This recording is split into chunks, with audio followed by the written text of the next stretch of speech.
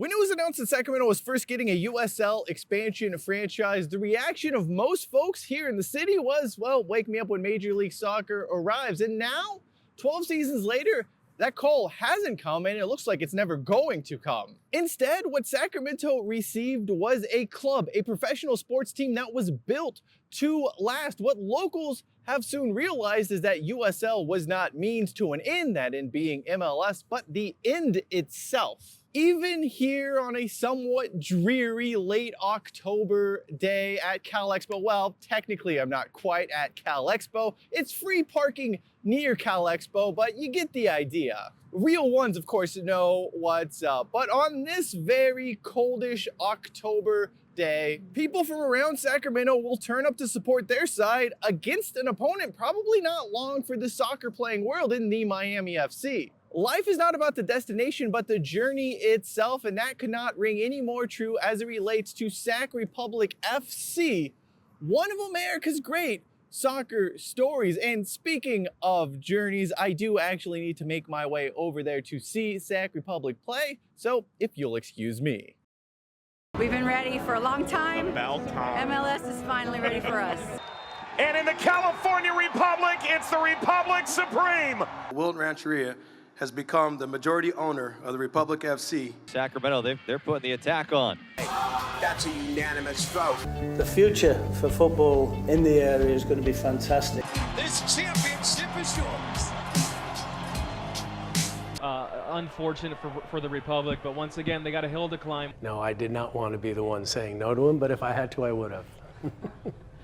Oddly, USO was only supposed to be a pit stop for Sac Republic in the city of Sacramento itself, a chance to learn how to ride the bike with the training wheels before they would come off. Because this city was going to take its place among America's top soccer playing division. The day that original Sac Republic ownership group announced the USL expansion franchise, they came out and made it very clear this was an MLS proposition. That never happened, although the plan does make some sense in the lens of 2013. A few teams had or were in the process of moving from a lower division soccer league in America up to Major League Soccer, so you kind of get the idea of what that first Sac Republic ownership group was thinking. But we also should remember MLS around this time is becoming more interested in big money ownership groups, and that would ultimately prove to be the wave of the future. This 2000s approach for MLS, of course, is not the city's first or going to be the last flirtation it does have with Major League Soccer way back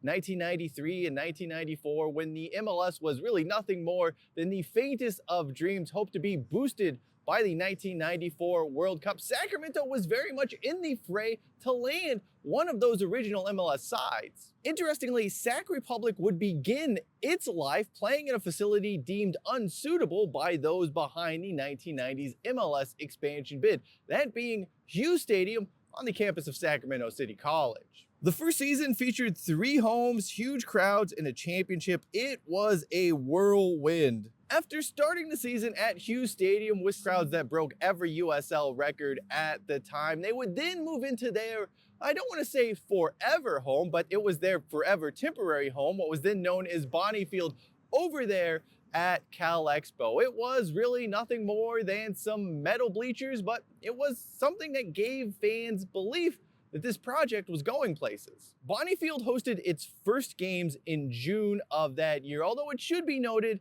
Sac Republic does play a few contests at Cosumnes River College. Those were US Open clashes. When they weren't playing league matches or cup fixtures, the Republic welcomed an odd assortment of summer friendlies, including a pair against West Bromwich Albion. That is like one of my favorite things ever. Even going back and watching the highlights of those Sac Republic West Brom games, like it was something 2000s me would have never ever believed happening, yet there it was, literally right over there. A former English Premier League club was in our very city. It was wild. Of course, that matchup, as well as fixtures against Rangers and Club Atlas, didn't count. When the games did matter, Sac Republic was on point. They would finish second in the USL, that inaugural campaign, and they went on to win the championship, the whole shebang, with what has to be described as really your classic hodgepodge of USL players to make up a roster. There was Thomas Stewart, Rodrigo Roro Lopez, the latter who would leave and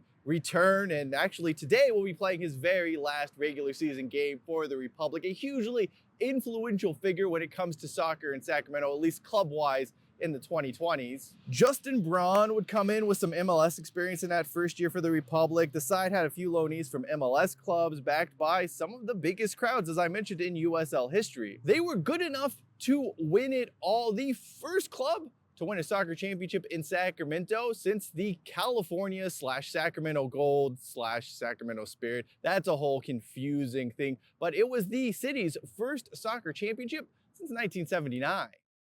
Soccer in Sacramento has a long, rich history, as much as football or baseball here in the city, and the tradition is far longer and richer than basketball, even though that's what Sacramento is now known for. The sport first appears in earnest in 1906 with Sacramento Soccer Club and Jubilee Rovers, defending our town's owners and spreading word of this beautiful British game. The old Sacramento Soccer League dates back some 100 years when teams representing the railroads and factories squared off. By the way, want to know how you know I'm in Rio Linda? Because for like the past 20 minutes, some dude has been yelling for his dog, and his dog was like way down the street. Life here in the Sacramento sticks. You gotta love it, right? But seriously, that dog might have been 2 towns over. Anyway, in the 1960s, it was all about the Central California Soccer League, when Sacramento-based sides like Jalisco FC and Turn Varane emerge onto the scene. Interestingly, both of those names, both of those clubs, the legacy carries on to this day. You can find them playing in the Sacramento Rec Soccer League scene, even I think up to right now probably, but definitely in the 2000s and 2010s. For those growing up in Sacramento in the 1990s or 2000s, it was right here, Cherry Island. That was the name of the game if that game was soccer in the city. I actually haven't been out here in a hot minute, and I forgot how absolutely stupid hilly it was.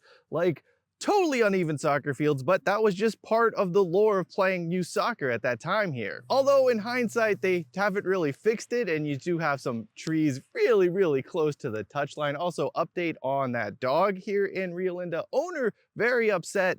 Dog left property, but of course man left gate open for dog to escape.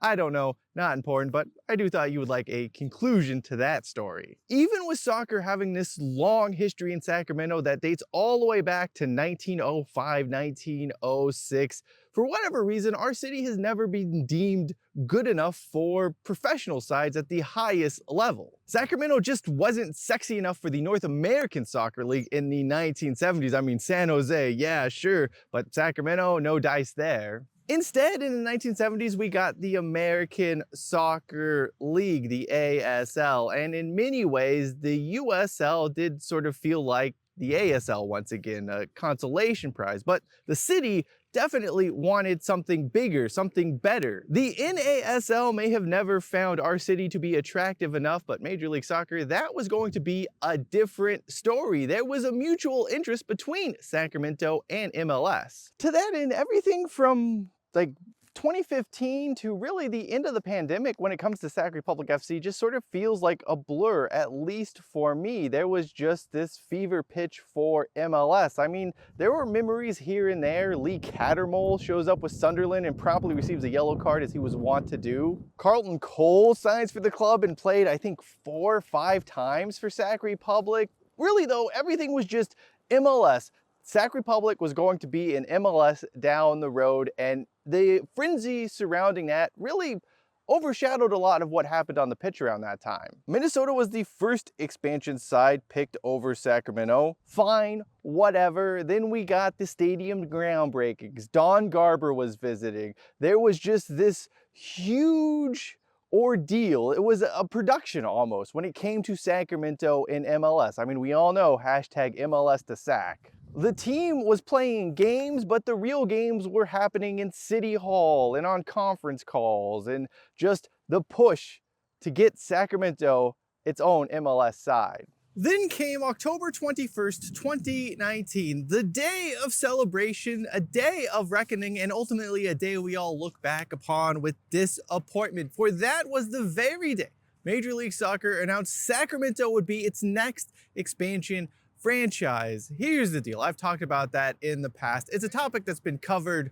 a time before, so we don't need to go into the details here. But between the deal falling apart and the pandemic hitting, it would have been easy for a club like Sac Republic to just fade away. Landing an MLS franchise only to have it ripped away from them through no fault of their own is the type of thing that can disenfranchise a fan base, drive fans away, and ultimately leave them to just forgetting or stop caring about that team. Especially considering just how amped the entire city was, how excited Sacramento was to finally have its rail yard stadium around this part of town. This had all the makings of being a death blow for soccer in Sacramento. Thankfully, the fatal blow was averted. In fact, as we've moved further away from MLS not coming to the city, a contentness has almost surrounded the situation as it is today. This isn't to say there was no anger or no disappointment. Those sentiments linger to this day, but that 2020 run in the US Open Cup where Sac Republic upset San Jose, LA Galaxy, and Sporting Kansas City, well, it was deeply cathartic. So too is playing in a league where we have local rivals. We get to have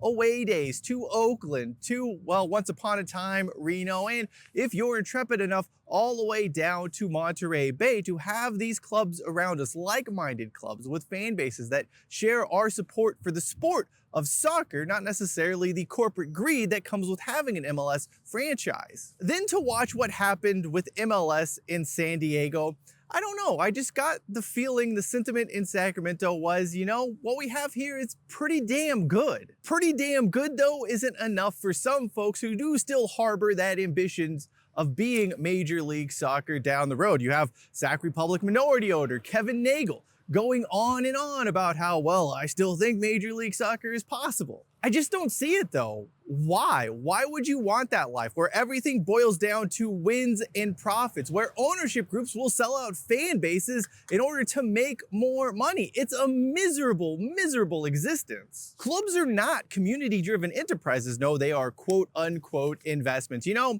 off the pitch, life as a Sac Republic fan hasn't always been fun, but when you go out to the game, win, lose, or draw, the experience has always been a pleasant one. More importantly though, what division the club plays in has been irrelevant. Folks continue to turn out to support their hometown soccer club, and it's a movement that's gone largely untelevised outside of that US Open Cup run. The Sac Republic aren't the top of mind in local media. They're just that thing that kind of happens outside the spotlight. Clips of ownership or even Don Garber talking about expansion were more likely to be broadcast on your KCRA, your Fox 40, your CBS 13 than anything the team was doing on the pitch. Support of Sacramento Republic FC was, is, and will likely forever will be a grassroots deal. Make no mistake, the Sac Republic FC journey has been far from perfect. It's been a learning experience, and there's just been some really bad, dumb decisions and a few questionable actors involved.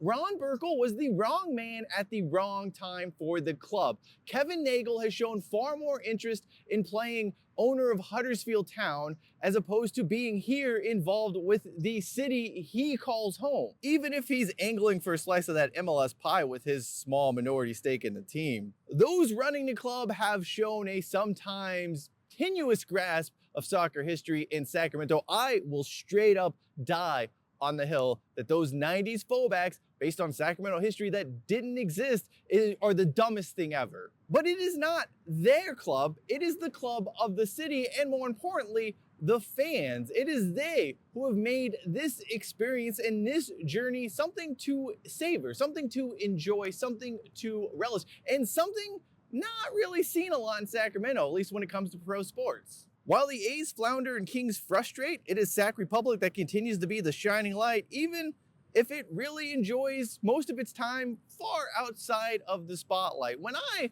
look over there to whatever you want to call it, Heart Health Park, Papa Murphy's Park, Bonnie Field, I'm not gonna miss it. I'm not gonna sit there and lie to you. I'm not going to give you some nostalgia-fueled reminder of the past and the memories. That is, I guess still technically, that is a very utilitarian sporting venue. It is a fork. And I so look forward to the Rail Yards Stadium having a forever home, not a temporary forever home.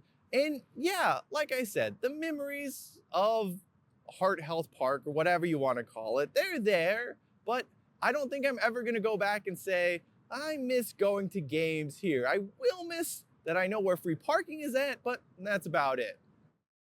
Nope, the future for Sac Republic FC is very much here, the Rail Yards, where that soccer-specific stadium is finally, once and for all, going to be built. I mean, still a little bit fingers crossed. With progress seemingly being made, the future of the club will carry on. Sac Republic's new owners, Wilton Rancheria, appear happy to carry on what has already been developed at the grassroots level.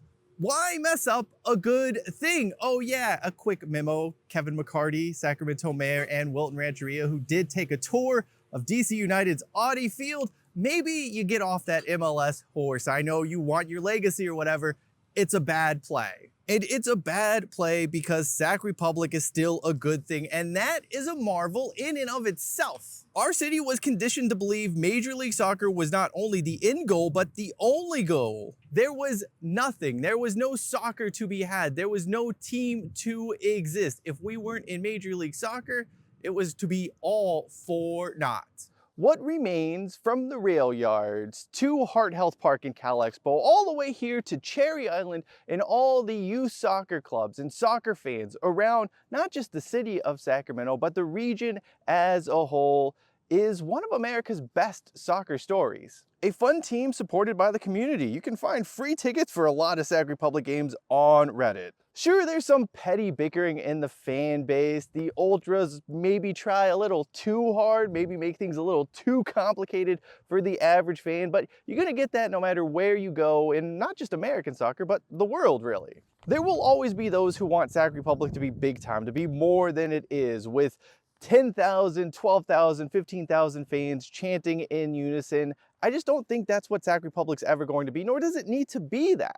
Even then, the complaints are few and far between. At the end of the day though, you can do a hell of a lot worse than Sacramento when it comes to soccer. Yeah, look, we're never going to host Inter Miami. Lionel Messi's not going to come here and regale us with his skills, but do we need it? I would not trade a million Inter Miami games for nights like this against Miami FC if it meant we were resigned, we were relegated to a life similar to that of a San Jose Earthquakes fan. The absurdly hilly fields out here at Cherry Island are just proof that in Sacramento, the beautiful game is still beautiful, blemishes and all. Thank you for watching this video. If you would be interested in learning about Sacramento's MLS expansion bid during the 1990s, you can check out the video in the upper left-hand corner of your screen. Until next time, I am Cheyenne Hollis. This is the touchback. The dog is safely back with its owner here in Rio Linda. And as always, hashtag take it out to the 25.